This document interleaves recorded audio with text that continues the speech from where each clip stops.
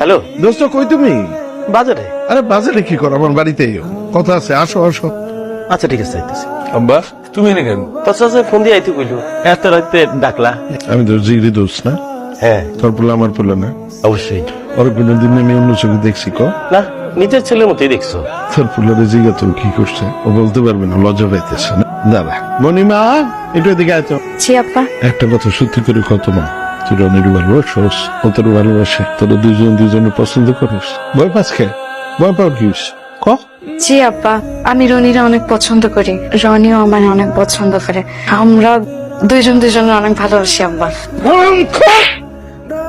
খবরদার, আমারটা খাইয়া আমারটা পইরা আমার বাড়িয়ারে হাত করার চেষ্টা করছস, বাইরে যা আমার চোখের সামনে থেকে। আরে স্যার, জীবনে কোনোদিন জানি তো গো আমার চোখের সামনে না দেখি, তখন আমি দেখালো মনে